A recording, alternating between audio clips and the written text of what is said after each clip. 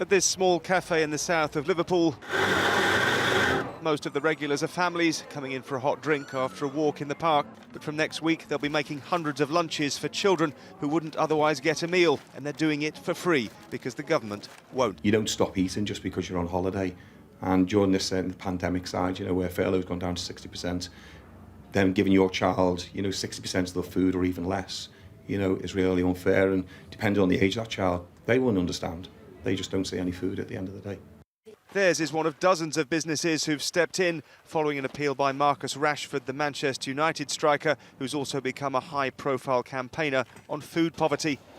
A move for the government to provide meals during half-term was voted down this week in the House of Commons, and Rashford himself has been criticised by some for getting involved in politics, though he says that doesn't bother him. A lot of them speak in the way that they're speaking. It's so insensitive about the issue, and they've definitely not been through it themselves. So for me, it's, I'll take that all day long, as long as we start to see improvements going forward for the people that are in need of it now.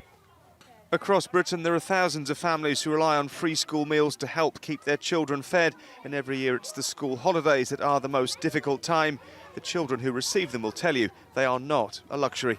Some families don't have food, and it's really helpful if the government can support them, because that's why we have the government, to help us out and make the good decisions in this country. Will you extend free school meals?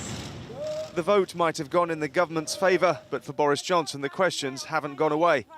The best way we can support children is through helping as many of their parents retain their jobs as possible, which is why we have the comprehensive package of support through the furlough scheme, the self-employed income support scheme, and now the replacement with the job support scheme.